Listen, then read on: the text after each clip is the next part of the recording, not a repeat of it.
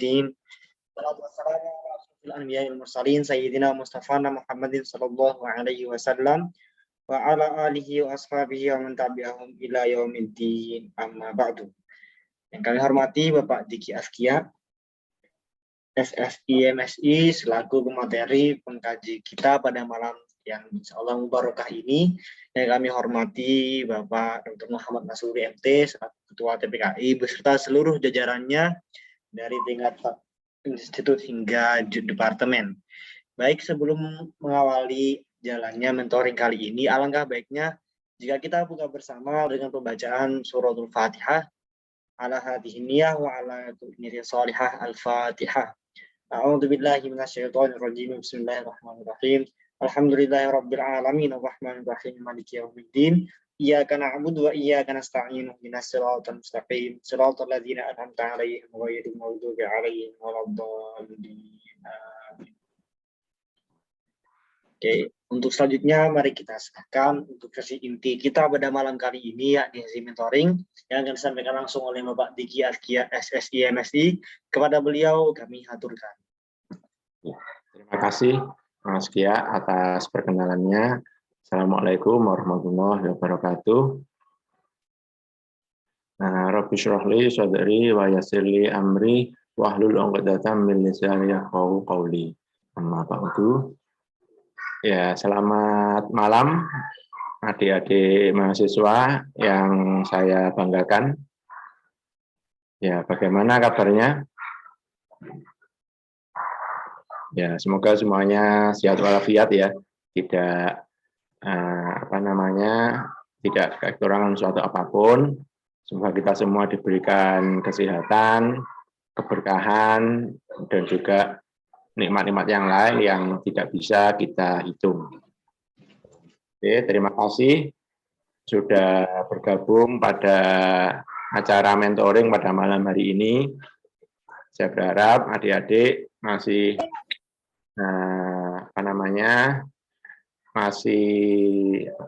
masih siap untuk kita berdiskusi tentang mentoring kali ini ya. Jadi ini adalah materi kelima ya, materi kelima, besok adalah materi terakhir. Jadi pada hari ini kita akan membahas tentang etika bermedia sosial. Nah, saya mohon izin untuk share screen.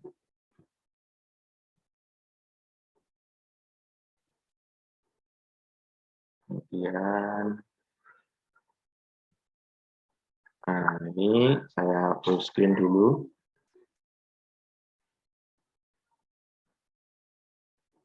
Nah, slide ini dibuat oleh Pak Ardi. Ardi itu adalah dosen dari PWK ya, dari Departemen PWK, Perencanaan Wilayah dan Kota, pada semester lalu, tapi ini masih relevan sehingga saya menggunakan slide ini. Oh ya, belum perkenalan. Saya sendiri, nama saya adalah Diki Askia, sudah diperkenalkan tadi.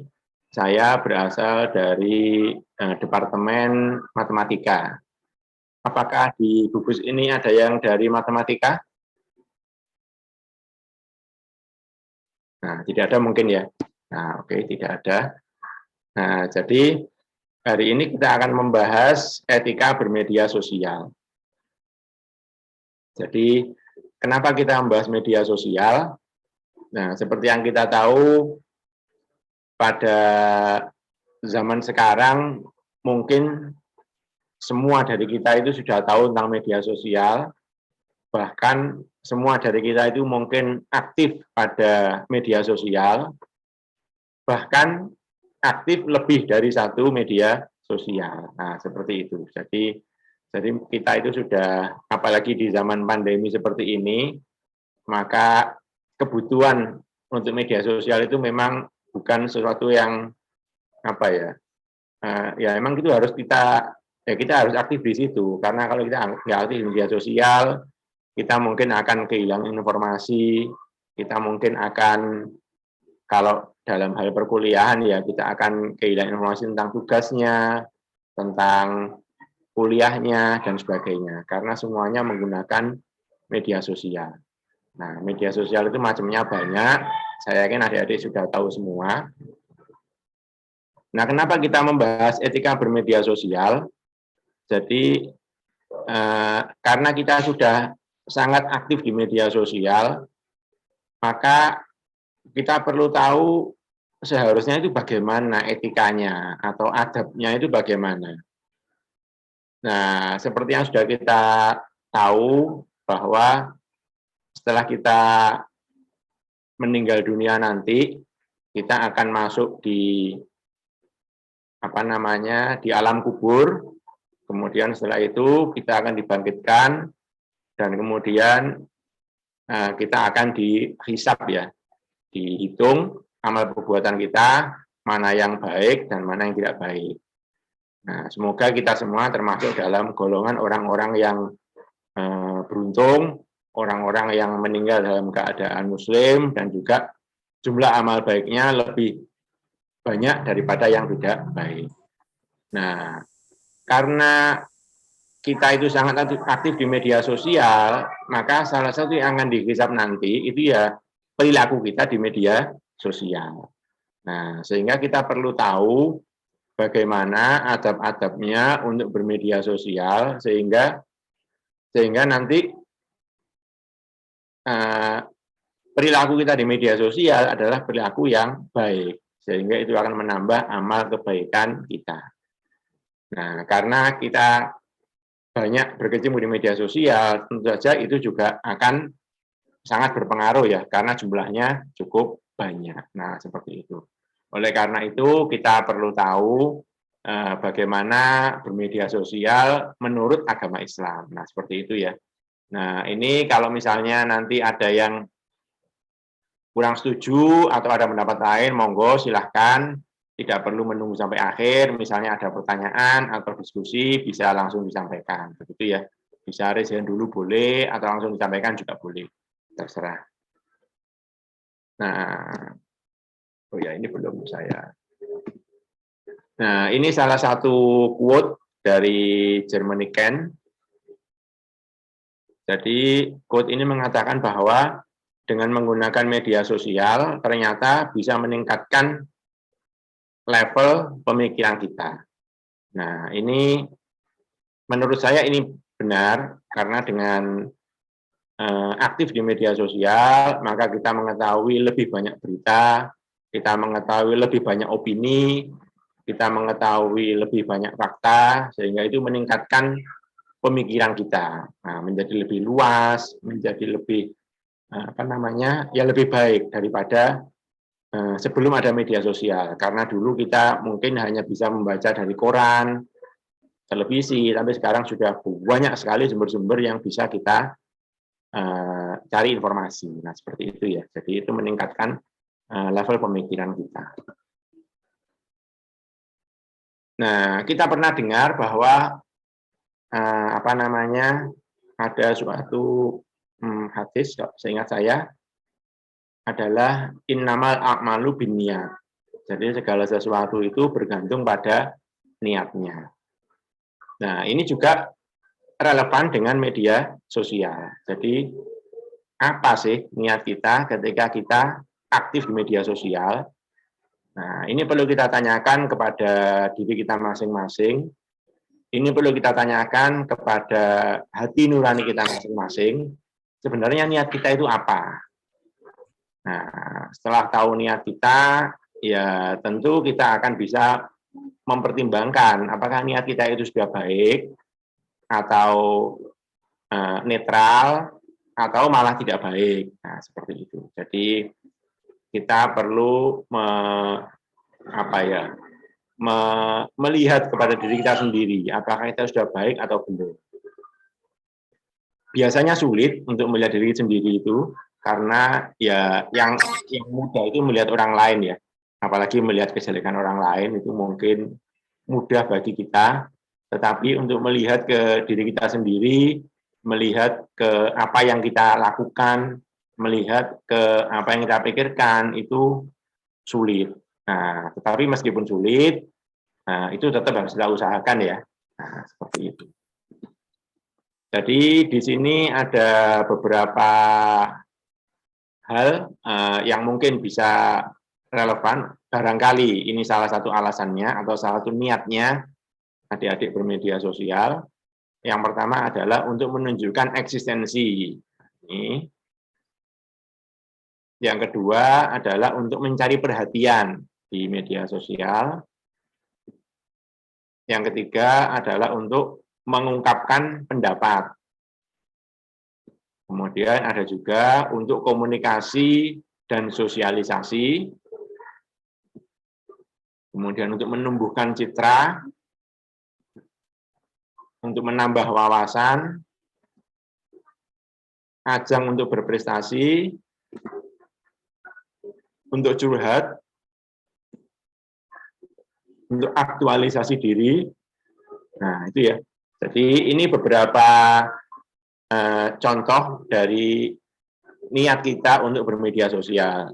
Nah, tentu tidak hanya terbatas dari ini, mungkin ada beberapa niat yang lain. Nah, adik-adik bisa tanya ke dirinya masing-masing, niat saya itu apa bermedia sosial? Atau mungkin hanya ikut-ikutan, bisa jadi. Atau mungkin hanya ingin coba-coba, bisa jadi. Nah, seperti itu. Jadi, ini jawabannya sangat subjektif, dan masing-masing bisa punya jawaban sendiri-sendiri ya. Nah, di antara yang positif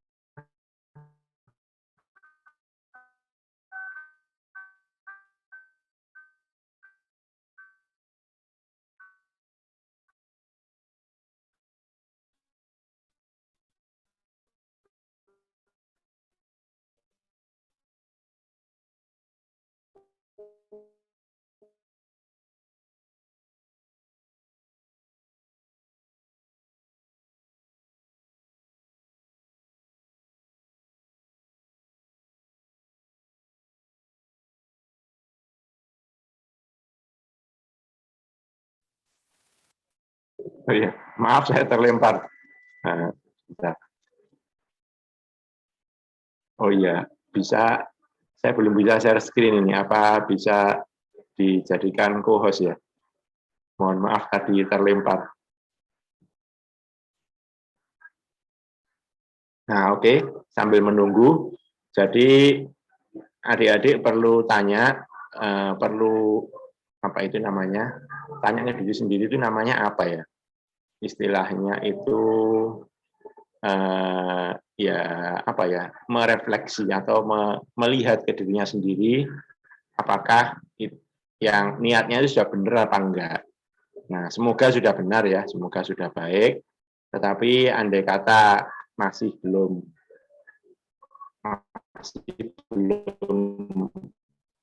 baik,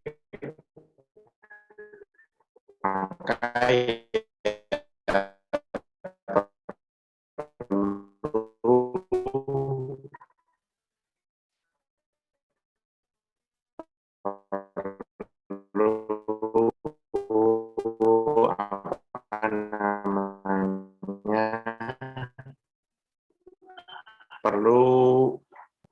perlu meluruskan niat sulit, tetapi meskipun sulit ya karena ya apa adik-adik nggak ingin menjadi orang yang berperilaku baik di media sosial. Nah, pertanyaannya itu. Nah, saya yakin semuanya ingin cara sendiri-sendiri untuk berbuat baik, silahkan. Yang penting niatnya adalah baik ya. Nah, sebentar, saya tulis di chat mungkin.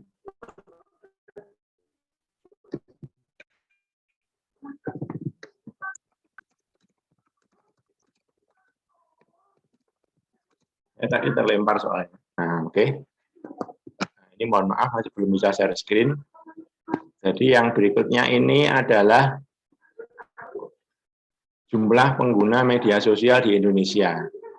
Jadi pengguna media sosial di Indonesia itu sangat banyak sekali. Jadi di sini tertulis bahwa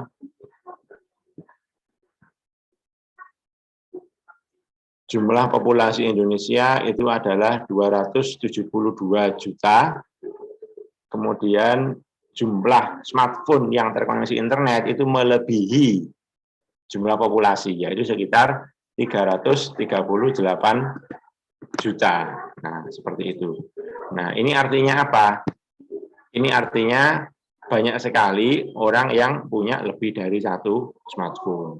Nah, bisa jadi adik-adik mahasiswa ini adalah termasuk yang punya lebih dari satu smartphone. Bisa jadi ya. Nah, seperti itu, cuman saya nggak tahu. Nah, terus dari 272 juta tadi, yang menggunakan internet itu sebanyak 65%, yaitu sekitar 175 juta. Nah, kemudian yang menggunakan media sosial secara aktif itu sebanyak 59%, yaitu sekitar 160 juta. Nah, itu adalah beberapa statistik tentang data mengenai penggunaan internet dan smartphone di Indonesia, gitu ya. Nah, oke. Terus ini mohon maaf masih belum bisa share screen. Jadi dari sosial media yang ada di Indonesia berdasarkan survei pada Januari 2020 itu tertinggi pertama dipegang oleh YouTube dengan 88%, tertinggi kedua dipegang oleh WhatsApp dengan 84%, dan tertinggi ketiga dipegang oleh Facebook dengan 82%. Nah, selanjutnya secara terurut ada Instagram, Twitter, Line, Facebook Messenger, LinkedIn, Pinterest, WeChat, Snapchat, Skype, TikTok, Tumblr, Reddit, dan juga Sina Weibo ya. Nah, oke. Oh ya, ini sudah bisa share screen kelihatannya. Nah, terima kasih. Nah, tadi soalnya saya sempat keluar, jadi kehilangan ini. Nah, ini ya. Nah, ini. Jadi ini adalah grafik penggunaan sosial media yang paling banyak digunakan. Ini surveinya pada Januari 2020 ya. Nah, ini yang tadi. Nah, ini. Terus, nah ini. Jadi tiga sosial media yang digunakan paling banyak dipegang oleh YouTube, WhatsApp, dan Facebook ya. Nah, terus ini adalah kata kunci yang paling banyak digunakan di YouTube, ya mulai dari lagu Indonesia dan seterusnya. Nah, dari kata kunci ini dapat disimpulkan bahwa di Indonesia itu suka hiburan dan hantu, gitu ya. Nah, itu kesimpulan dari data ini. Dalam laporan riset dari Microsoft 2020 Digital. Maaf. Nah, ini ada video sekitar 5-6 menit. Kita dengarkan dulu ya. Dalam laporan riset dari Microsoft 2020 Digital Civility Index atau DCI,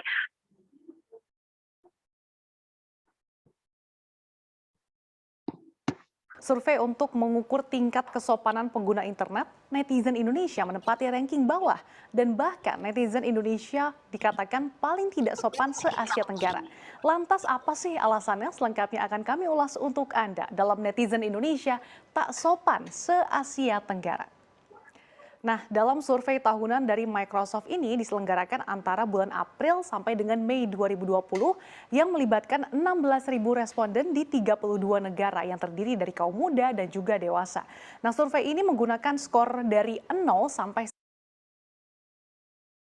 100, di mana makin rendah skor berarti paparan resiko online ini makin rendah, sehingga tingkat kesopanan di dunia maya negara itu disimpulkan makin tinggi.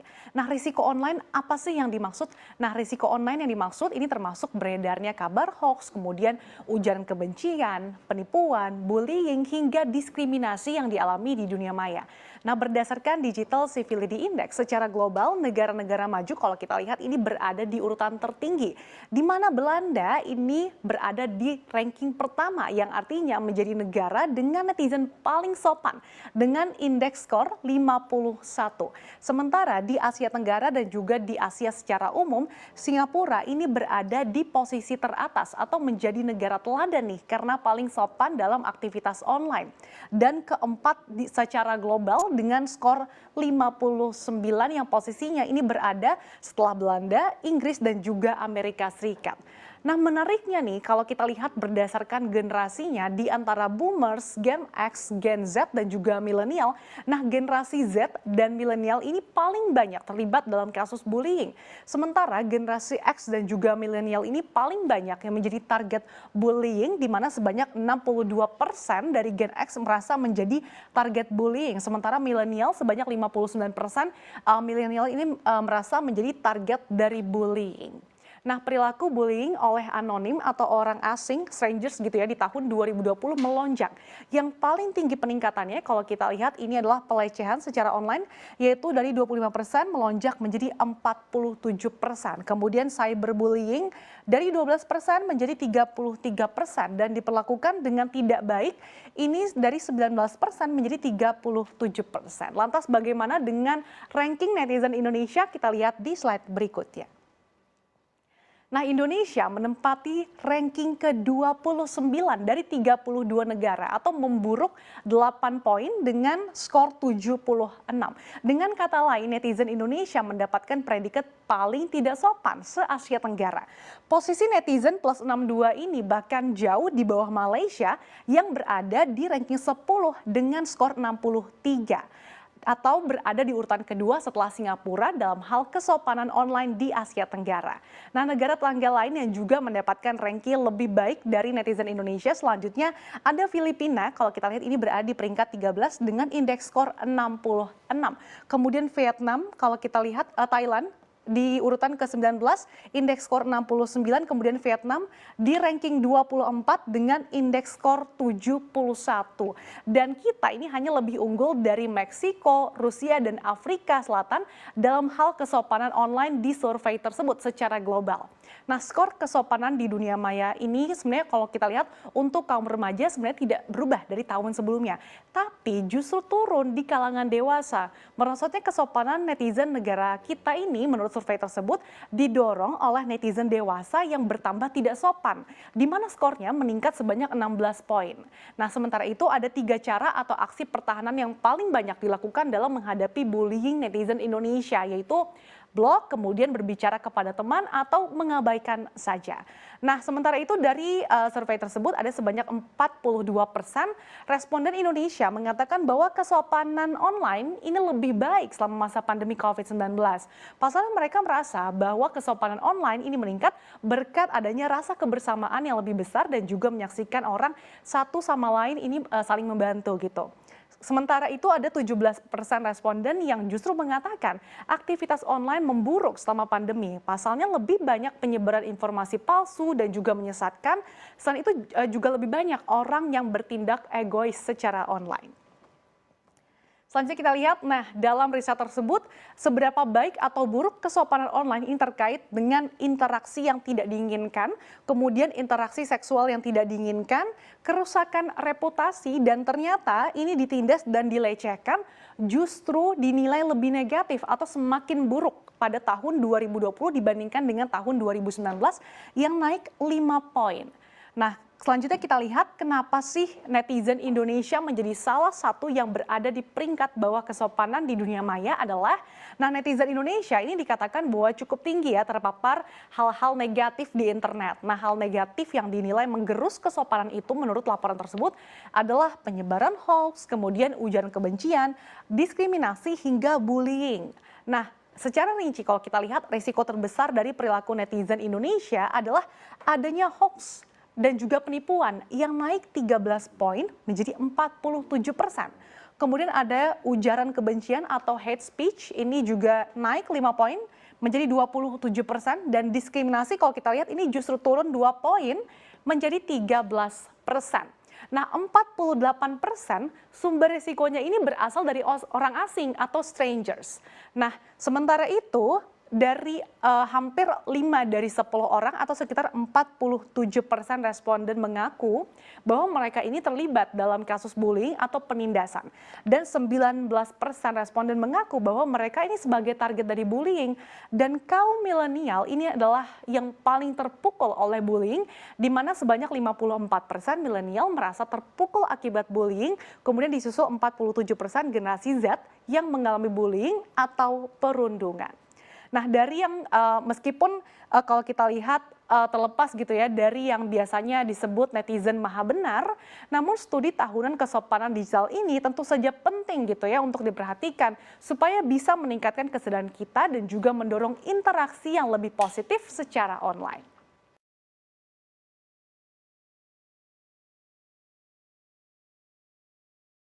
Dalam laporan riset. Nah, itu ya. Jadi dari video singkat tersebut kita bisa melihat bahwa ternyata di Indonesia itu sangat tidak sopan ya. Ini ya. Ini di tahun 2020 kelihatannya pada awal-awal pandemi terlihat bahwa Indonesia ternyata tidak sopan se-Asia Tenggara. Dan bahkan dari 32 negara yang disurvei di Indonesia peringkat 29. Nah, ini tentu membuat kita miris ya, bahwa kenapa di Indonesia kok terjadi kok malah tidak sopan gitu ya. Padahal kita itu terkenal sebagai orang timur, terkenal sebagai orang yang sopan, unggah-ungguhnya sangat diperhatikan dan sebagainya. Kenapa ini kok bertentangan dengan budaya orang timur? Nah, seperti itu ya. Jadi kita perlu waspada, kita perlu hati-hati ketika kita mengungkapkan sesuatu di media sosial, apapun itu kita perlu melakukannya dengan baik, dengan sopan. Selain itu, dari video tadi kita juga tahu bahwa salah satu hal yang yang tidak baik itu adalah bullying ya, membuli. Nah, itu harus kita hindari, jangan sampai kita termasuk orang-orang yang membuli ya, seperti itu. Jadi itu harus kita kita perhatikan. Nah, ini adalah hasil dari riset oleh KIC pada November 2020. Jadi masyarakat menilai yang paling banyak hoax-nya atau berita bohongnya itu kontennya seperti apa. Nah, seperti itu. Jadi di sini berdasarkan survei, yang paling banyak berita bohongnya itu ternyata adalah berita tentang politik. Kemudian diikuti dengan berita tentang kesehatan, berita tentang agama, berita tentang kerusuhan, lingkungan, bencana alam. Nah, ini tidak tahu gitu ya. Jadi ini hasil survei.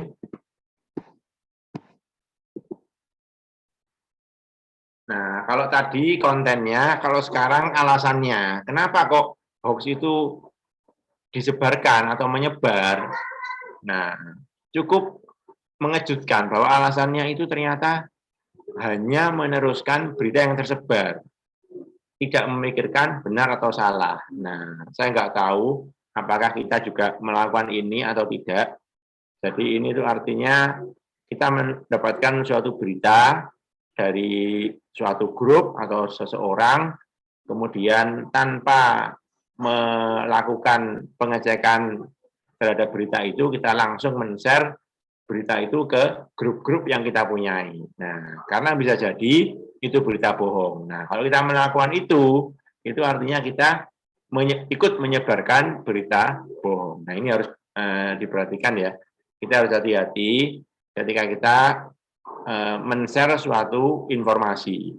Kita harus meyakinkan dulu, kita harus memeriksa dulu apakah informasi itu benar atau tidak. Kalau emang kita sudah yakin benar, baru kita sudah yakin informasi itu benar, maka barulah kita share informasi tersebut. Nah, seperti itu ya.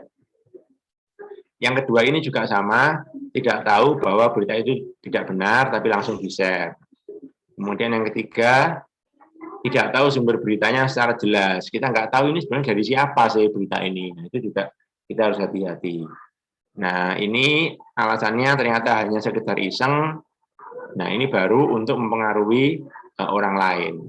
Jadi 4 teratas ini memang alasannya itu adalah ketidaktahuan sumber informasi dan kebenarannya. Nah, itu harus kita perhatikan sehingga ketika kita mau share suatu informasi, harus kita pastikan dulu bahwa informasi itu benar, sehingga kita tidak termasuk orang yang menyebarkan hoax gitu ya. Nah, kita harus hati-hati.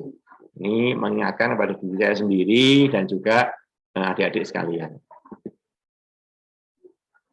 Nah, hoax itu sendiri bisa dimisalkan sebagai suatu api. Berita hoaxnya itu adalah api, dan sosial media itu adalah kayak gasnya.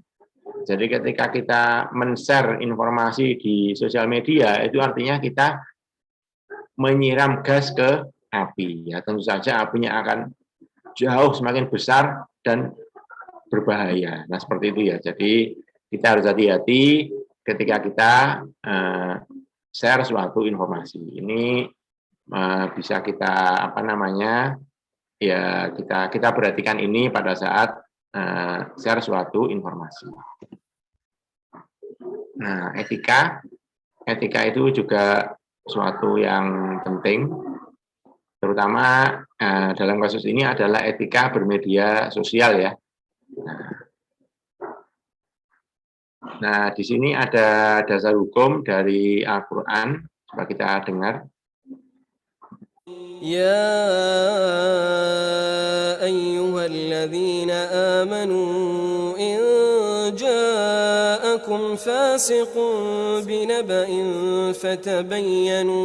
فتبينوا أن تصيبوا قوما بجهالة فتصبحوا على ما فعلتم نادمين. Oke. Ini adalah Quran surat Al-Hujurat ayat 6. Jadi ini adalah salah satu dasar hukum bahwa kita harus melakukan pengecekan ketika kita menerima suatu informasi. Jadi meskipun dulu belum ada media sosial di zaman Nabi, tetapi hal yang analogi dengan itu ada.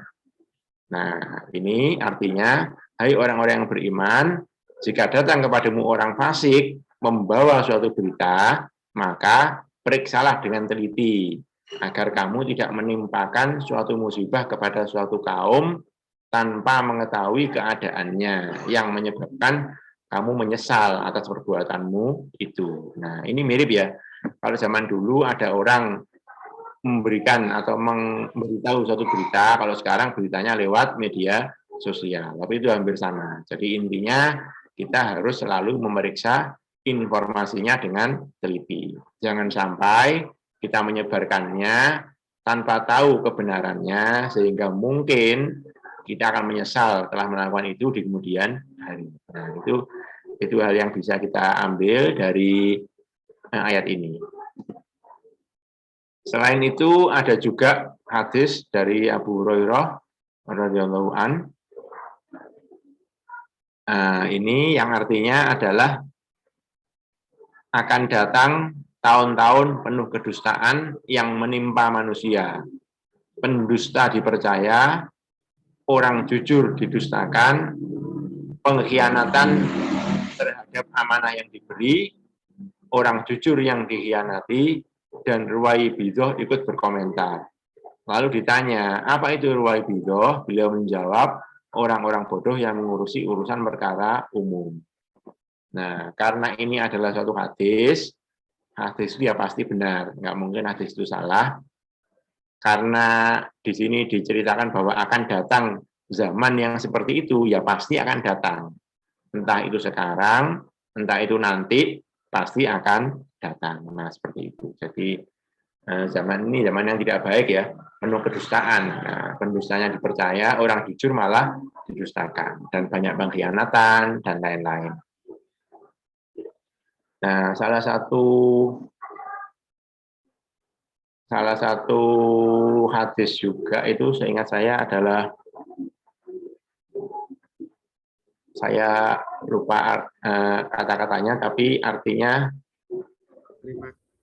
apa namanya, perjalanan itu sebagian dari siksa. Artinya perjalanan itu capek. Itu hadis kalau nggak salah, seingat saya, semoga tidak salah ya. Nah, karena sudah ada hadis seperti itu, perjalanan itu capek. Nah, meskipun ini sekarang itu zaman modern, katakanlah sampean pergi dengan menggunakan mobil mewah, pasti capek. Sampean pergi dengan menggunakan kereta api eksekutif, juga pasti capek. Sampean pergi dengan menggunakan pesawat yang eksekutif, ya pasti capek. Karena itu namanya sudah hadis. Jadi kalau sudah hadis itu, ya tidak akan mungkin salah. Itu pasti akan benar. Nah, salah satunya seperti itu. Jadi kalau sesuatu sudah menjadi hadis, itu sudah tidak akan mungkin salah. Itu pasti benar. Entah nanti katakanlah 10 tahun lagi, 20 tahun lagi, mungkin kereta menjadi semakin nyaman, mungkin pesawat menjadi semakin bagus. Yang namanya hadis tidak akan pernah salah. Jadi pasti yang namanya bepergian itu akan capek. Nah, seperti itu ya. Jadi itu adalah salah satu contoh yang lain dari hadis. Nah, ini adalah dasar hukum dari ya ini etika bermedia sosial. Jadi ada undang-undang ITE dari pasal 27, 28, 29, dan 30. Pasal 27 membahas tentang muatan asusila, perjudian, penghinaan atau pencemaran nama baik, pemerasan atau pengancaman. Pasal 28 membahas hoax dan sara. Pasal 29 membahas ancaman kekerasan atau menakut-nakuti yang ditujukan secara pribadi. Pasal 30 membahas apa itu carding, hacking, cracking, phishing, defacing, spamming, dan malware. Nah, jadi dari sini selain kita akan mendapatkan dosa, katakanlah, secara hukum, nah, kalau emang kita terbukti bersalah, ya kita akan mendapatkan hukuman. Nah, seperti itu ya. Jadi kita harus hati-hati ketika kita bermedia sosial. Kita harus memperhatikan etika, jangan sampai kita melakukan sesuatu yang jelek, karena itu akan menyebabkan kita akan berdosa dan juga bisa-bisa menerima hukuman karena ada aturan-aturannya ya. Nah, seperti itu. Nah, terus bagaimana supaya kita bisa bermedia sosial secara baik? Nah, ini ada beberapa sumber yang bisa kita pakai. Nah, di sini misalnya di sini ada apa ini misalnya ingat hisab. Nah, kayak tadi yang saya singgung di awal tadi, kita ingat bahwa setelah kita meninggal dunia, kita akan dihisab, sehingga ketika kita bermedia sosial, kita harus ingat ketika kita melakukan sesuatu, dipikir dulu, tanya ke hati nurani masing-masing, apakah ini sesuatu yang baik atau tidak. Kalau memang baik, ya silahkan dilakukan. Kalau tidak, ya sebaiknya jangan, gitu ya. Nah, itu bertanggung jawab dan amanah. Jadi kita harus bertanggung jawab dan juga amanah terhadap apa yang telah, misalnya kita diberikan suatu tanggung jawab. Itu ya kita bertanggung jawab. Perhatikan pertemanan. Nah, ini hati-hati. Misalnya di media sosial kita diajak berteman oleh seseorang yang tidak kita kenal, nah itu kita harus hati-hati. Mungkin lebih aman tidak usah diterima, tetapi kita hanya menerima teman dari orang-orang yang memang benar-benar kita kenal. Karena banyak sekali cerita-cerita di televisi dan juga di media-media yang lain itu dari pertemanan di media sosial itu bisa menyebabkan suatu hal yang tidak diinginkan ya. Nah, jadi kita harus hati-hati dengan ini. Kemudian jalin persaudaraan, tidak lalai, jadi kita harus selalu waspada. Nah, mungkin bisa jadi ya contoh gampang misalnya kita menerima SMS, kita mendapatkan uang berapa 60 juta misalnya, kita nggak boleh lalai. Ini bagaimana kalau saya bisa mendapatkan uang sebanyak ini ya, kita harus berpikir ya. Nah, mungkin ini adalah sesuatu yang biasanya itu sesuatu yang tidak baik. Nah, kita harus hati-hati, kita tidak boleh tergoda dengan sesuatu yang jumlahnya besar misalnya seperti itu ya. Kita tetap harus menjaga akal pikiran kita, akal sehat kita gitu ya. Nah, dan juga ikhlas. Nah, ikhlas ini tentu saja ini sesuatu yang luar biasa ini. Kalau kita bisa ikhlas ya, ikhlas dalam hal apapun ya, itu tentu itu akan menjadi sesuatu yang baik, sesuatu yang sangat baik ini ikhlas ini. Nah, jadi tidak mengharapkan imbalan. Kalau orang sudah ikhlas, ketika dia ditawari katakanlah uang dalam jumlah besar, ya dia tidak tertarik. Saya itu melakukan sesuatu itu ikhlas, jadi ya saya tidak mengharap imbalan atas sesuatu yang saya lakukan. Seperti itu. Ini luar biasa. Sulit, tapi ya tetap harus kita upayakan ya, sebisa mungkin. Nah, di medsos apa yang kita lakukan? Nah, macam-macam, mulai dari update status, bisa, atau berkomunikasi secara virtual, misalnya lewat chatting, atau lewat audio saja, atau video. Nah, itu juga harus ada etikanya. Kemudian etika di depan publik. Nah, ini etika berkomentar. Nah, etika berkomentar itu harus sopan. Dan kalau misalnya ingin memberikan mengkritik, itu mungkin bisa jadi lebih baik jangan di tempat umum, lebih baik misalnya japri atau apa gitu ya, sehingga orang yang dikritik itu tidak tersinggung. Karena kalau di grup atau di mana itu bisa jadi dia tersinggung, maka untuk menjaga perasaannya, alangkah baiknya kalau dikirim secara japri dengan kata-kata yang sopan, dan tidak menyinggung gitu ya. Kita harus hati-hati. Kemudian sharing informasi juga gitu, kita harus yang tadi kita pastikan informasinya itu benar ya. Jangan sampai kita ikut-ikut menyebarkan hoax, itu harus hati-hati. Nah, ini ada video satu lagi tentang fatwa MUI ya. Nah, coba kita dengarkan dulu. Ya, pada awalnya media sosial memang diperuntukkan sebagai ruang atau wadah komunikasi dan juga informasi bagi mereka yang mungkin terpisah jarak. Namun kita lihat bagaimana seiring perkembangan zaman, media sosial banyak sekali mengambil peran dalam kehidupan kita sehari-hari, hingga mungkin dari hal-hal yang berbau positif, begitu yang bermanfaat, sampai ke dengan hal-hal yang bermaslahat hingga berbuat jahat. Nah, banyaknya dampak buruk dari penggunaan media sosial kini banyak membawa kekhawatiran dari banyak pihak. Nah, salah satunya itu tadi adalah MUI yang kemudian beberapa waktu belakangan ini mengeluarkan fatwa yang juga akhirnya bergerak melalui fatwa hukum dan juga pedoman bermuamalah di media sosial. Kita lihat seperti apa. Ini ada jangan asal share di media sosial. Mungkin tahukah Anda? Oke, kita nextnya. Di mana ini? Oke. Saya masih coba ya, kita akan melihat Indonesia ternyata juga menempati negara begitu yang negara terbanyak yang menggunakan media sosial. Sedikitnya ada 2,3 orang di seluruh dunia yang tercatat sebagai pengguna media sosial. Kita lihat. Oke, ini agak kurang bersahabat kalau subuh-subuh mungkin touchscreen-nya dengan saya. Ini pengguna media sosial di Indonesia, itu tadi saya bilang pengguna internet mencapai 63 juta orang dari seluruh populasi atau wilayah di Indonesia. 95% mereka mengakses ke media sosial. Data ini dari kita lihat 2,3 miliar orang di seluruh dunia ini juga aktif menggunakan media sosial. Data atau fakta bahwa Indonesia menempati urutan atau peringkat keempat pengguna terbesar Facebook misalnya salah satunya, sebelumnya didahului oleh negara Amerika, kemudian Brasil dan juga ada India, dan juga Indonesia menempati urutan atau posisi kelima sebagai negara terbesar pengguna aktif Twitter. Lalu kita geser ke halaman berikutnya, oke?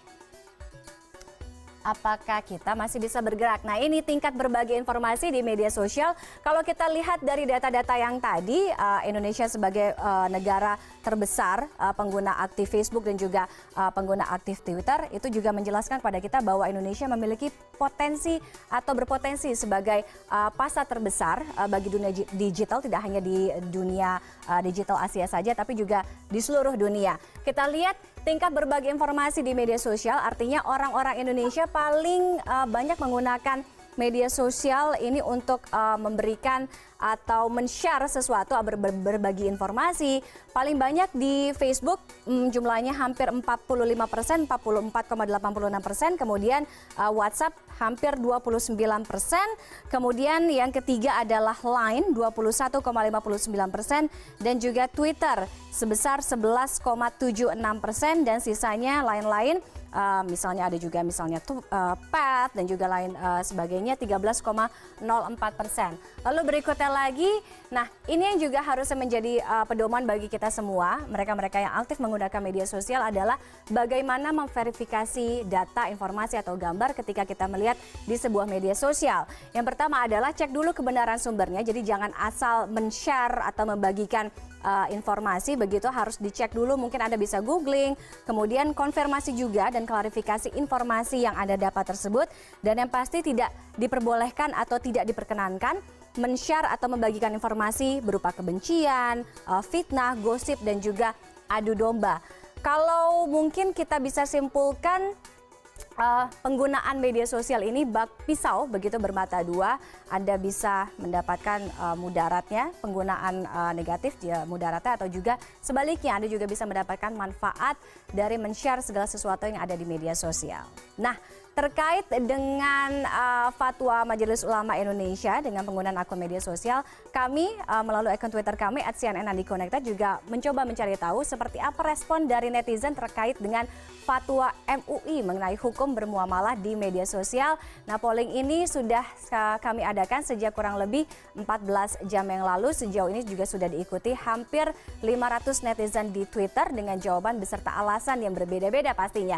Kita lihat apa kata netizen terkait dengan fatwa MUI ini. Oke, 40% ternyata netizen Indonesia menyatakan bahwa setuju dengan adanya fatwa hukum bermuamalah di media sosial. Kemudian angkanya lagi adalah 16% menyatakan kurang setuju, 20% tidak setuju, sisanya masih 24% masih mengambang gitu, masih abu-abu, tidak tahu. Oke, banyak juga ada beberapa polling begitu kalau saya lihat ya, bahwa katanya netizen atau masyarakat ini lebih banyak puasa dulu di media sosial agar lebih tenang menjalankan ibadah bulan suci Ramadan.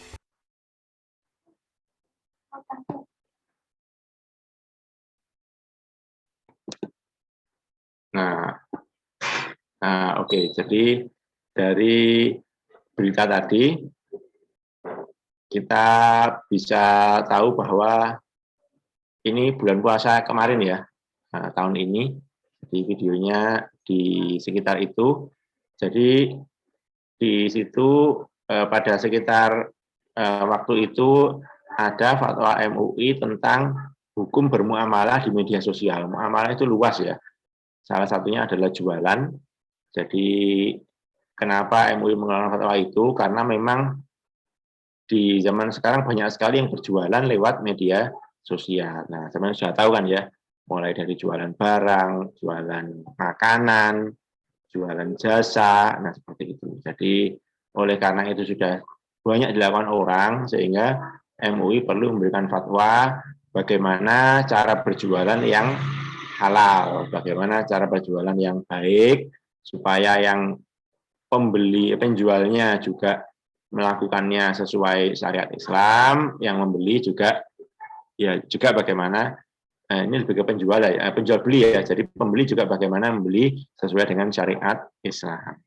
Nah, kenapa itu perlu ada fatwa MUI? Ya, karena di zaman Nabi kan belum ada jual lewat media sosial. Nah, oleh karena itu fatwa MUI dikeluarkan supaya untuk menjadi pedoman.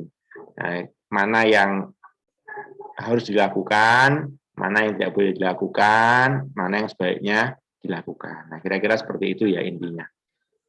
Nah, ini ada quote lagi dari Jay Baer. Jadi, seharusnya kita itu lebih worry, lebih lebih khawatir tentang sosial. Artinya ketika kita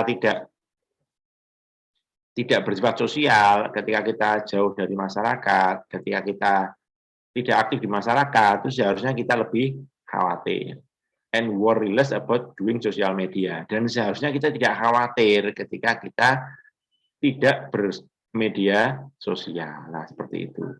Nah, itu idealnya seperti itu. Saya harap kita semua juga berusaha seperti itu.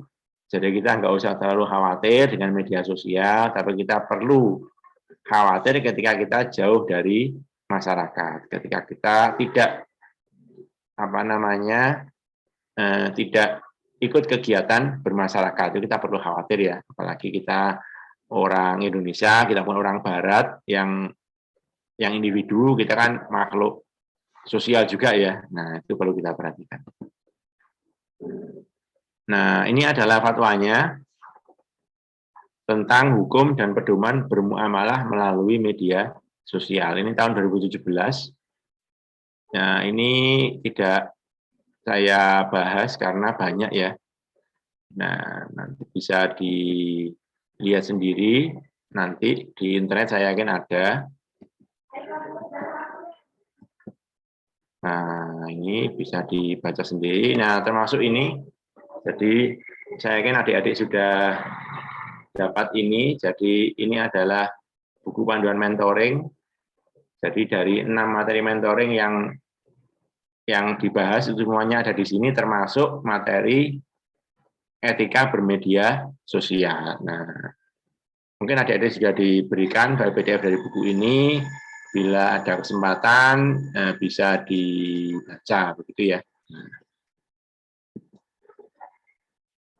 Nah, ini adalah ucapan dari Umar bin Khattab, salah satu khulafaur rasyidin. Nah, yaitu mahkota seseorang adalah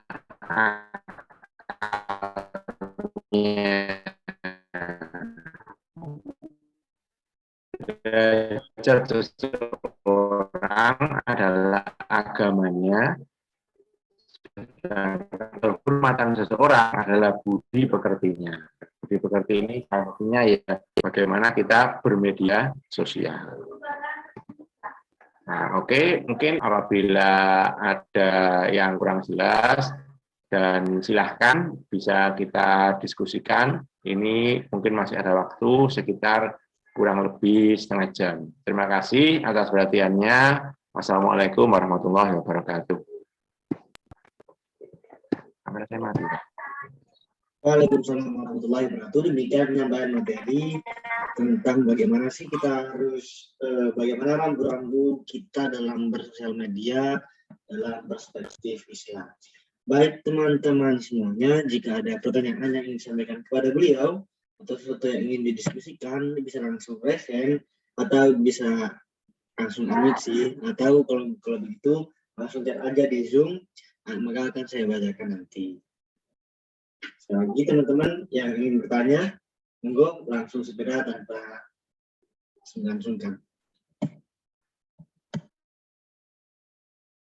Ya, silahkan. Barangkali ada yang ingin didiskusikan. Nah, sambil menunggu, mungkin jadi apa ya? Sekarang kan kuliahnya adik-adik ini kan angkatan 2021 ya. Nah, kuliahnya kan online ya, online.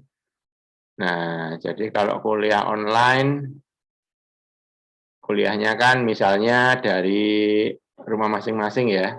Nah, seperti itu. Nah, adik-adik ini bagaimana kalau kuliah? Nah, apakah misalnya kameranya dinyalakan misalnya. Nah, gimana? Apakah kameranya dinyalakan? Nah, itu mungkin salah satu etika untuk bermedia sosial, karena media sosial itu ya Zoom ini juga media sosial ya. Kita akan melakukan komunikasi lewat media Zoom gitu ya. Nah, seperti itu. Jadi ketika adik-adik itu kuliah, ya saya juga tidak tahu bagaimana kondisi internet di tempat adik-adik sekalian. Apakah internetnya itu lancar atau internetnya itu tidak lancar. Nah, adik-adik bisa melihat sendiri kira-kira lancar atau tidak. Nah, terus kalau misalnya internetnya lancar, terus kok tidak dinyalakan kameranya, misalnya ya, ini misalnya, belum tentu yang ada di sini termasuk yang itu, bisa jadi tidak. Nah, misalnya seperti itu, lah mungkin ya perlu ditanyakan ke dirinya sendiri, apakah ini sudah baik, apakah ini sudah benar, apakah ini lebih baik mana dinyalakan atau tidak. Nah, seperti itu misalnya ya. Jadi etika itu luas. Jadi kita apa ya? Kita perlu untuk memperhatikan apa yang kita lakukan. Nah, seperti itu ya. Jadi apa ya meskipun saya sendiri itu bukan orang yang pasti selalu benar, pasti selalu segala sesuatunya baik, juga tidak. Saya juga sering melakukan dosa, sering melakukan keburukan, ya. Tetapi intinya ya saya berusaha untuk mengurangi. Ya kan di Islam itu ada ketika kita melakukan suatu dosa, kita harus tobat, kita harus beristighfar gitu ya. Ya seperti itu. Jadi kita berusaha untuk menjadi lebih baik lagi. Yang penting itu adalah kita ada niatan untuk menjadi lebih baik lagi. Nah, seperti itu mungkin. Jadi, insya Allah kalau kita punya niatan seperti itu, maka apa ya insya Allah kita akan dimudahkan lah. Meskipun ada masalah, itu insya Allah akan ada solusinya. Nah, seperti itu. Nah, oke. Apakah ada pertanyaan dari adik-adik sekalian? Silahkan. Baik teman-teman semuanya, semuanya. Jika ingin ada yang ingin ditanyakan, bisa langsung aja ya.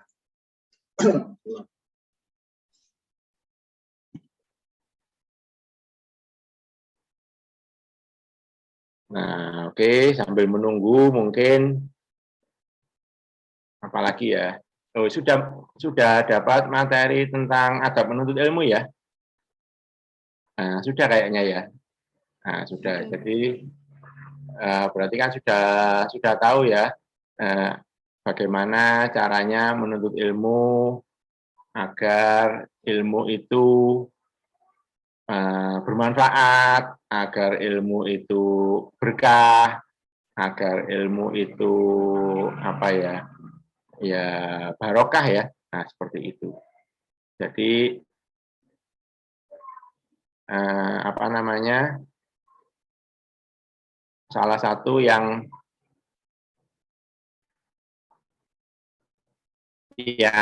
apa ya? Ini pengalaman ya, pengalaman pribadi. Jadi,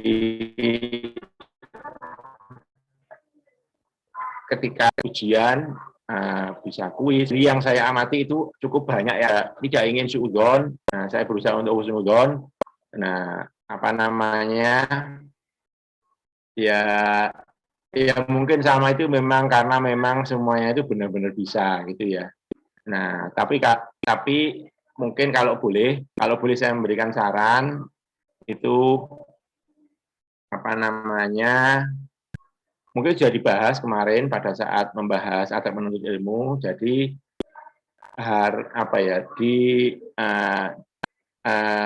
mohon tidak melakukan kecurangan gitu ya, kecurangan. Misalnya contohan atau apa gitu ya. Nah, itu. Nah, kalau boleh, apakah saya juga pernah juntuan? Pernah. Ini pengalaman. Jadi waktu SMA dulu, saya itu juga juntuan sama. Maksudnya saya juga seperti itu. Jadi saya pernah merasakan hal yang seperti itu. Dan waktu itu, ya saya sadar juntuan itu sudah tidak baik, sadar. Tetapi karena saya sudah terlanjur terjerat dalam lingkaran yang seperti itu, maka sangat sulit untuk menghindar. Nah, oleh karena itu, ya saya bertekad pada saat kuliah nanti, teman-teman saya kan baru semua, maka saya bertekad untuk melakukan ujian dengan cara yang jujur. Nah, seperti itu. Alhamdulillah,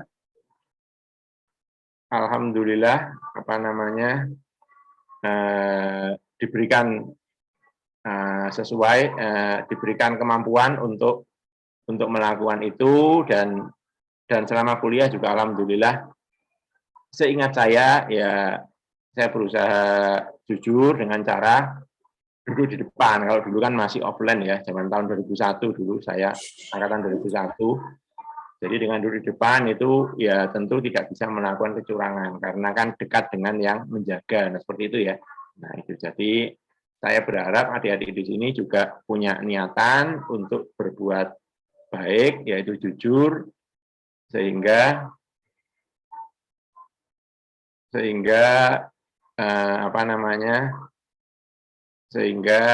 mendapatkan ilmu yang barokah, mendapatkan ilmu yang bermanfaat.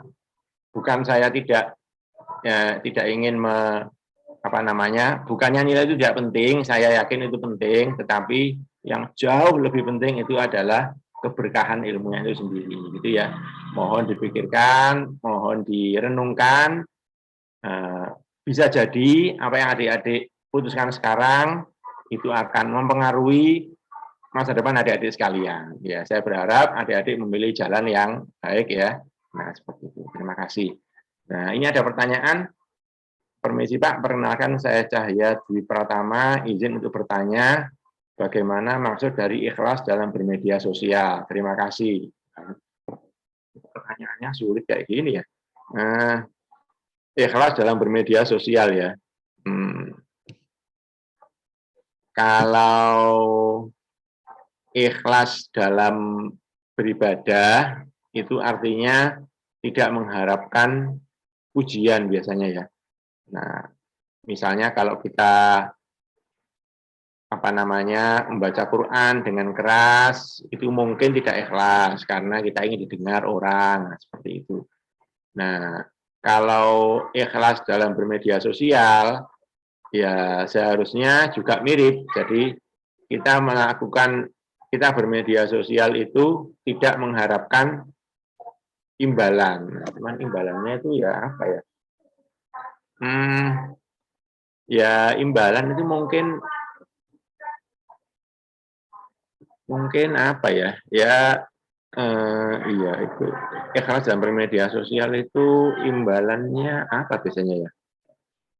Ya misalnya kita bermedia sosial supaya dengan niat kita ingin dianggap sebagai orang yang cerdas misalnya, itu berarti nggak ikhlas ya, karena kita ingin dianggap sebagai orang yang cerdas. Atau kita bermedia sosial supaya dianggap orang yang tahu tentang banyak hal, itu mungkin juga kurang ikhlas ya.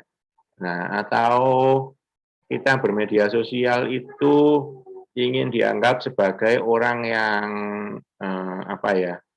milenial, orang yang yang banyak tinggi pengetahuannya. Nah, itu. Jadi ikhlas itu seperti itu. Ikhlas itu tidak mengharapkan imbalan ya, kita bermedia sosial, kita menyampaikan sesuatu apa yang kita tahu, dan kita itu nggak ada niatan ingin dipuji atau ingin diapakan gitu ya. Nah, itu namanya adalah ikhlas. Nah, menurut saya seperti itu. Jadi intinya itu kita tidak mengharapkan sesuatu dia bisa pujian, bisa kita dianggap pencitraan misalnya sebagai orang yang pinter misalnya atau apa. Jadi kita tidak ada niatan apa-apa gitu ya, ikhlas. Nah, ikhlas ini mengingatkan saya pada jadi ada cerita dulu, adik-adik kan mungkin sudah tahu semua bahwa iblis atau setan itu sebelum iblis itu seperti ini, dulunya iblis itu juga penghuni surga ya, adik-adik sudah tahu semua ya. Nah, terus ketika iblis itu tidak mau sujud Nabi Adam, maka mereka dilaknat oleh Allah Subhanahu Wa Taala, sehingga mereka akan masuk neraka pada saat kiamat nanti. Nah, jadi hubungannya dengan ikhlas apa? Jadi pada saat iblis itu dilaknat, maka iblis itu berkata bahwa kira-kira begini, saya lupa lengkapnya, saya akan menggoda Nabi Adam dan anak cucunya kecuali mereka yang ikhlas. Nah, itu nenek moyangnya iblis ngomong seperti itu. Nah, jadi kalau sudah nenek moyangnya iblis ngomong seperti itu, nah itu artinya adalah kalau kita ikhlas, maka iblis tidak akan bisa mengganggu kita. Iblis tidak akan bisa menggoda kita. Nah, tapi ya kita tahu sendiri, ikhlas itu sulit ya. Ikhlas itu sulit. Ya, tapi meskipun sulit, nah kita tetap harus berusaha semampu kita agar bisa ikhlas. Nah, itu. Jadi seperti itu. Ada cerita juga. Jadi pada zaman dahulu itu ada seseorang yang katakanlah mungkin seorang ustadz atau seorang kiai gitu ya. Nah, dia pergi ke suatu daerah, di sana itu ada pohon yang disembah oleh masyarakat di sekitarnya. Nah, kemudian dia bermaksud untuk menebang pohon itu agar tidak dijadikan oleh sesembahan. Nah, seperti itu ya. Nah, di tengah jalan dia dihadang oleh iblis yang menjaga pohon itu, katakanlah seperti itu. Nah, mereka berkelahi, akhirnya iblisnya kalah. Nah, setelah kalah, iblisnya ini mengatakan kepada kiai ini atau ustadz ini, kamu pulanglah, maka nanti setelah kamu sholat akan ada uang koin di sajadahmu. Nah, maka ustadz atau kiai ini adalah pulang, kemudian ternyata benar, setelah sholat ada uang koin di sajadahnya, katakanlah seperti itu. Nah, kemudian besoknya ternyata tidak ada uang koin di sajadahnya, maka dia kembali ke pohon itu lagi dengan maksud untuk menebangnya seperti yang kemarin. Nah, kemudian ia bertemu lagi dengan iblis penjaganya, mereka berkelahi. Nah, akan tetapi pada saat perkelahian yang kedua ini, yang menang adalah iblisnya. Nah, sang kiai atau sang ustadz ini heran, kenapa kemarin saya bisa menang, sekarang kok kalah? Nah, itu karena kemarin, iblisnya menjelaskan, kemarin niatmu itu ikhlas untuk menegakkan agama, sehingga kamu ingin menebang pohon ini, maka saya kalah. Tetapi hari ini, niatmu sudah tidak ikhlas. Selain untuk menebang pohon ini, ada terbersit sedikit di hatimu bahwa kamu ingin tanya kenapa tidak ada uang koin di sajadahnya setelah saya sholat. Nah, oleh karena itu dia kalah. Nah, itu alasannya. Jadi memang ikhlas itu adalah sesuatu yang sulit. Nah, itu sudah pasti. Tetapi tetap harus kita usahakan sebisa kita ya, supaya kita bisa ikhlas. Karena dengan ikhlas itu, insya Allah akan membawa kebaikan. Nah, terutama adalah bisa menjaga kita dari godaan iblis. Nah, dan itu sangat luar biasa ya. Nah, seperti itu. Ya, mungkin itu jawaban dari saya, Mas Cahya Dwi Pratama. Semoga terima kasih, Pak. Terjawab ya. Iya, Pak, sangat terjawab. Ya, oke, terima kasih. Ya, baik. Kalau Kita ada pertanyaan lagi, bagi silakan. teman-teman. Apakah ada yang ingin didiskusikan?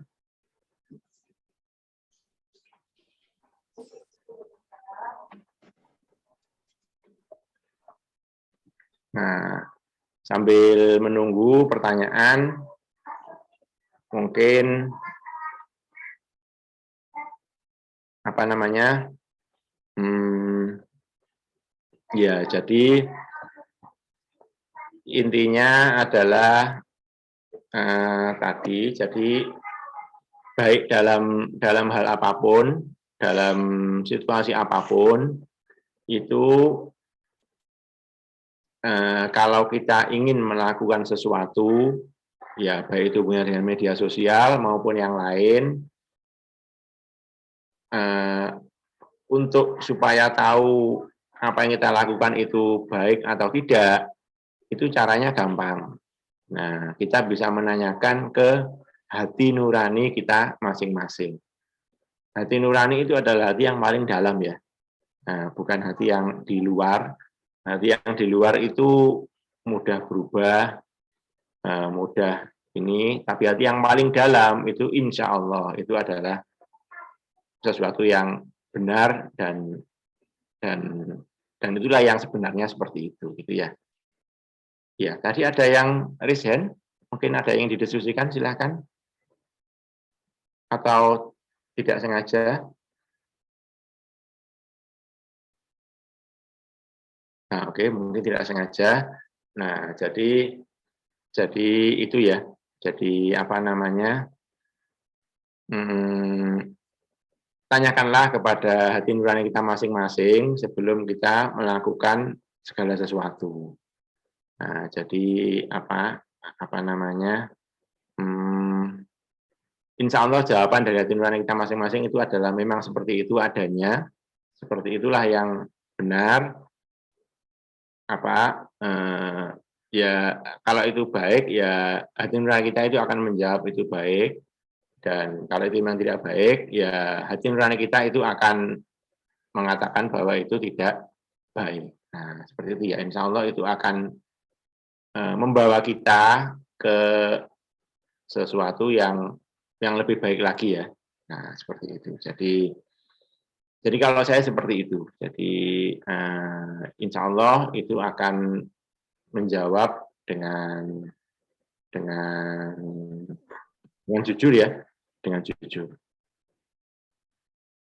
Nah, oke, apakah ada yang ada pertanyaan lagi, Mbak? Silahkan, apakah ada yang resen, Mas Denny Andrian? Ya. Ada yang resen? Oh iya, silakan Mas Denny Andrian. Ya, monggo. Assalamualaikum Bapak. Sebelumnya perkenalkan nama saya Denny Andrian Saputra dari Teknik Elektro. Mohon izin bertanya Pak, tadi kan Bapak sudah menyinggung masalah netizen Indonesia yang terlalu sadis sih Pak ya. Iya. Kan kalau saya pribadi sering lihat banyak juga konten-konten yang sifatnya itu menjatuhkan dan juga kayak melecehkan agama gitu Pak. Nah, kan kita sebagai penikmat atau melihat konten itu kayak mau mengingatkan gitu Pak, kalau mereka kalau konten tersebut itu tidak baik. Nah, apakah yang dianggap menjelekkan itu yang termasuk yang kita mengingatkan dalam hal konten tersebut tidak baik, akan tetapi tidak sengaja dengan kata-kata yang kurang baik juga, atau sebaiknya kita ketika melihat konten-konten yang tidak baik tersebut kita diamkan. Akan tetapi kalau kita diamkan semakin banyak konten-konten yang tidak baik itu merajalela gitu Pak. Jadi untuk itu apa langkah yang bisa kami lakukan untuk menguranginya? Terima kasih Pak. Oh ya, terima kasih atas pertanyaannya. Ya, menarik sekali ya. Jadi ini mirip dengan apa ya? Kalau ada suatu kebatilan, kalau ada suatu kejahatan, bila kamu mampu, ya lawanlah dengan perbuatan atau dengan perkataan. Tetapi kalau tidak mampu, ya lawanlah dengan hati, artinya doakan gitu ya. Nah, ini juga mungkin hampir sama analoginya. Jadi ketika sampean melihat ada suatu atau seorang di media sosial yang melakukan yang tidak baik, nah tentu kita berusaha untuk mengingatkan, ya mungkin dijabri saja dengan kata-kata yang baik tentu saja. Nah, mohon maaf, sepertinya konten yang saudara posting itu mengandung informasi katakanlah sara misalnya. Nah, ini menurut hemat saya ini bukan sesuatu yang baik. Nah, bagaimana kalau saudara menarik konten tersebut untuk kebaikan bersama, misalnya seperti itu. Nah, terima kasih atas perhatiannya dan mohon maaf apabila tidak berkenan. Nah, bisa seperti itu misalnya dengan kata-kata yang sopan ya. Ya karena kalau kita nggak sopan itu ya orang yang kita nasihati, orang yang kita beritahu itu juga bisa jadi tersinggung ya. Tersinggung duluan sebelum membaca isinya. Jadi dalam memberikan suatu masukan itu memang gampang-gampang susah. Meskipun kita sudah dengan kata-kata yang sopan, kadang-kadang itu masih tersinggung. Nah, jadi kalau memang masih tersinggung, ya sudah, ya gimana, kita sudah berusaha ya kita sudah berusaha maksimal, ternyata orangnya usernya masih seperti itu, ya sudah, itu berarti sudah di luar kita sudah berusaha gitu ya. Nah, ya mungkin ya didoakan barangkali ya, didoakan semoga orang ini diberikan hidayah sehingga bisa lebih baik di kemudian hari. Mungkin seperti itu, bisa ya minimal didoakan itu kan tidak perlu memberitahu orangnya, ya kita doakan sendiri agar orang itu menjadi lebih baik. Kalau saya seperti itu. Jadi tapi kalau kita sudah kenal orangnya dan kita tahu orangnya tersinggungan, ya mungkin malah tidak usah dikasih masukan ya, khawatir malah tersinggung. Tapi kalau orang yang kita nggak tahu ya bisa dikasih masukan. Nah, itu mungkin Mas Denny. Ya, kemudian ada yang resin lagi nih Pak Diki dari Mbak Nabila Amanda. Ya, semoga silakan. bisa disampaikan secara real time.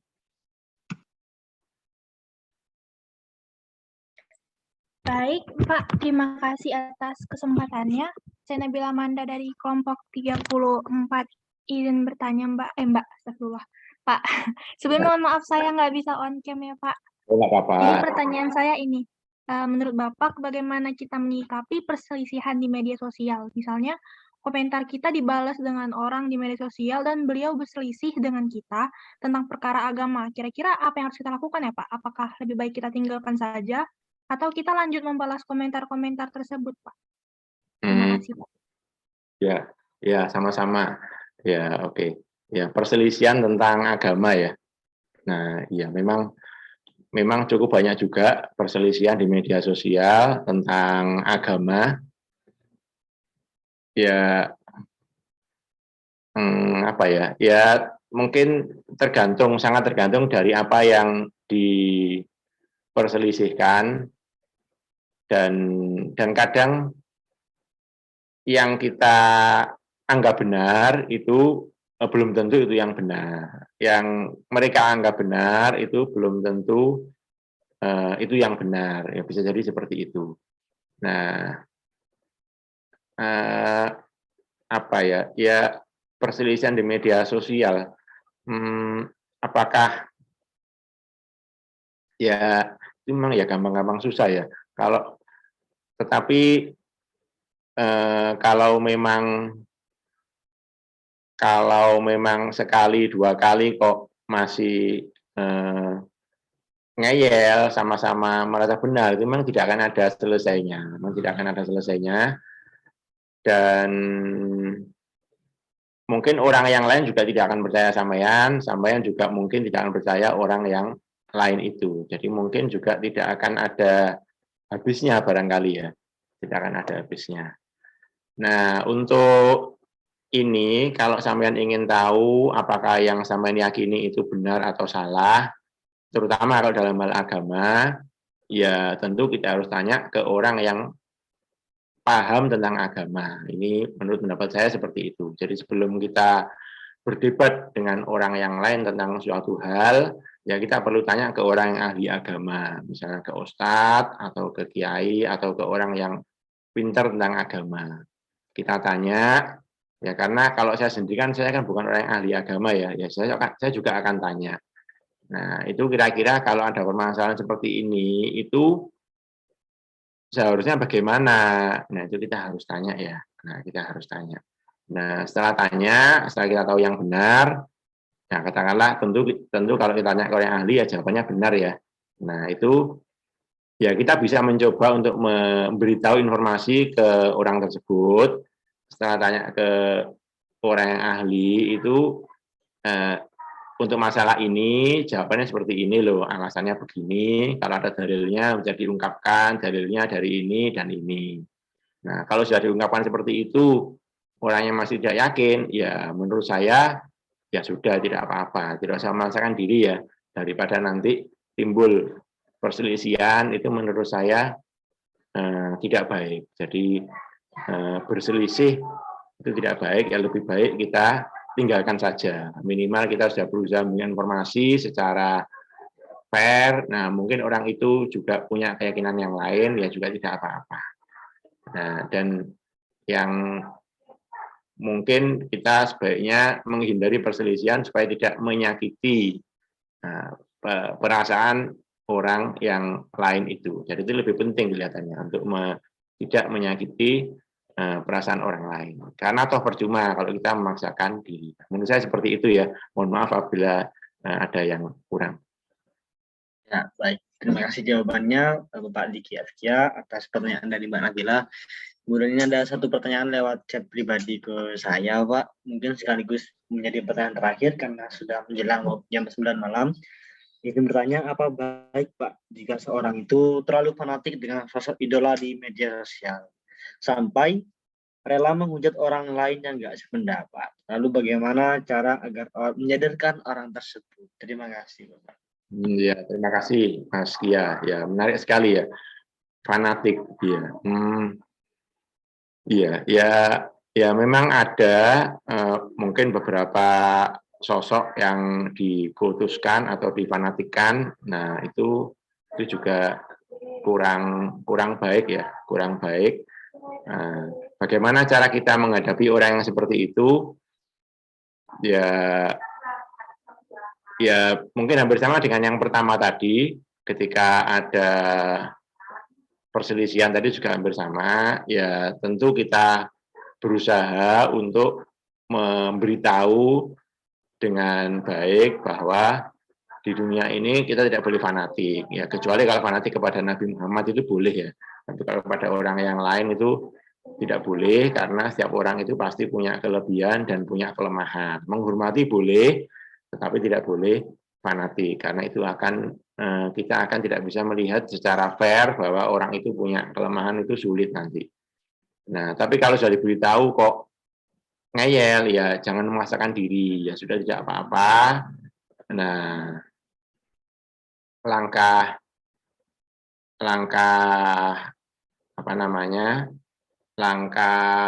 terakhir ya kita doakan ya, kita doakan semoga orang itu diberikan dibuka hatinya sehingga menjadi lebih baik di kemudian hari. Nah, mungkin menurut saya seperti itu. Jadi kalau bisa itu kita jangan mencari musuh, kita mencari teman ya, mencari teman. Mungkin itu intinya. Nah, oke.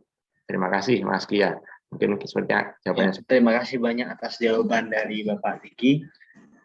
Ya, semoga menjadi jawaban yang pada semua yang bertanya pada malam kali ini. Dan dengan begitu berakhirlah sesi tanya jawab pada sesi mentoring hari Selasa tanggal 30 November.